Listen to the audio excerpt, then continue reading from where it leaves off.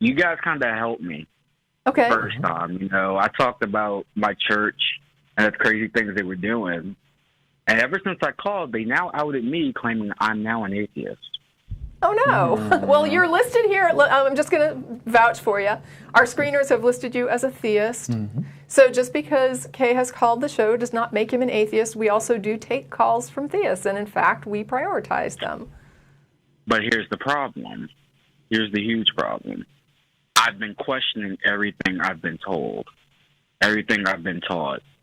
And I'm starting to get to that point now where I may actually become one. Okay. And the one thing that's kind of scaring me is the idea of hell. Okay. There's a lot of ways to approach hell, but yeah. So basically, you still have fear of hell. Yeah. Okay.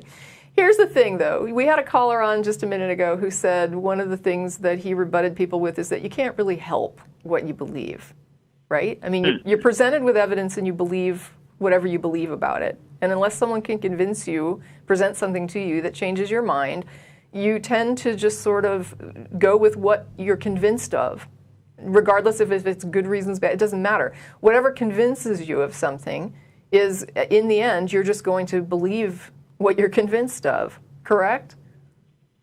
Sure. I can't take you to the top of a building and ask you to jump off and believe that you're not going to die, right? You couldn't not believe that. You would believe that you're going to die if you jump off a skyscraper. And there's nothing it's not like you're choosing that belief, right? It's not a choice.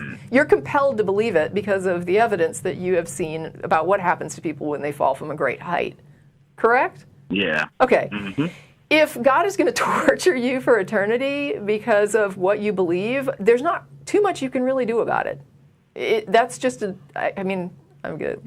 That's a jerk of a God who would hurt you for something you can't really help. I don't know what else to say. Like, I've gotten to the point, though. Like, I've really gotten to the point now where it's like, it doesn't scare me. Okay. But it scares me. It's like it comes back and forth. Like I think if you just will accept that there's nothing you can do about it, right? I mean, if you start to think about it and you start to have the existential fear of hell, yeah, just remind yourself that you've already thought this through. You can't change what you believe, and if you're going to go to hell, you're going to go to hell. And so there's no point dwelling on it. If you can't change it, what's the point of dwelling on it? And I know I've talked a little bit about it before on the show, maybe on the last show that we were on together, as a matter of fact. But that fear of hell, even after I came out of theism, that I understood that I was an atheist and didn't have a belief in God, that fear of hell was still there for me for quite a while. I guess it was a couple of years maybe after I came out of religion. But even though I had that, I knew I was an atheist. I know I didn't believe this, but it was still just lingering there in the background, kind of like, I'm an atheist, but what if this is the case? I'm going to burn for all time. But that was the way that I grew up. That was the way that I was taught. I mentioned it before, but in one of the churches I grew up in, there was a large picture on the wall called the Lake of Fire that had it was just, fire, brimstone everywhere, and it had all the words that were associated with qualities about you. So greed, for example, was in the lake of fire, and all these other examples. And so that was my literal understanding, like what if this is going to happen to me? People that deny the word of God, this is what happens. So even though I was an atheist, that stuck with me for a while. And my way of coming out of it, like, it may not be effective for you. Like I said, you're convinced by what you're convinced by, and that's it's hard for me to say. But for my experience, it was studying, looking at other religious organizations, looking at their doctrine to see, well, there are other afterlives out there. It's not just this one. So I'm heavily invested in, this lake of fire. That was my picture of hell. Different people have different pictures of hell depending on your upbringing, but that was my picture. It was fire, brimstone, and it was the acknowledgement that I'm scared of this. I understand that I still have a fear of this, but here's another religion that has another afterlife. But I'm not scared of this.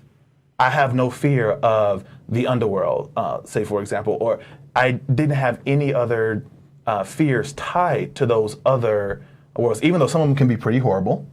There's a lot of afterworlds out there that have been presented, but I had no fear of those. And so it was my understanding that I am fearing this lake of fire type of hell because I was raised to be in fear of it.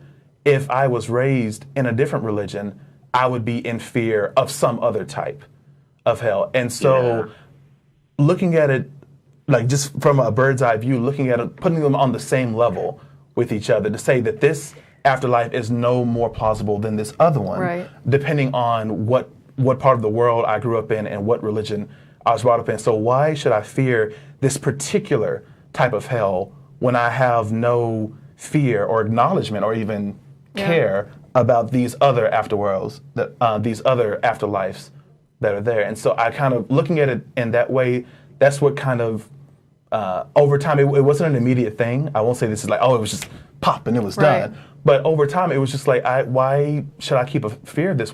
It doesn't make sense to fear this so viscerally if I'm not scared of any of the others. Yeah. Because none of them have been substantiated, so why should I fear any of them, let alone fear this one in particular and not any other? What was also interesting is we had that recent, during the back cruise, it was the same date as an end of the world prediction.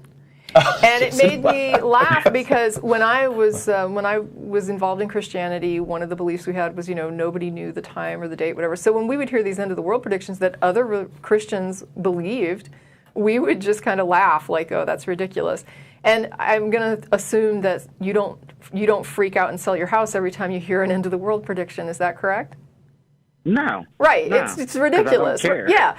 And so that's the thing. If there's really no reason to believe it, then you're not afraid of it, right? I think it's the emotion. It is an emotion. Of course it's an emotion. I think all it is when you're around these people, when you're around a bunch of people who claim that they believe in the same thing, you start to feel all that emotion as the emotion starts to come together, and they start sharing that same emotion. Right, but I guess what I'm saying is religious claims that you don't accept from other, Christians, it doesn't scare you at all. You don't even give it a second thought. You're just like, oh, pshaw, right? I mean, but I'd rather listen. I also rather listen to everyone. I listen to everyone's side. But that's fine. But like I say, you're not selling your house.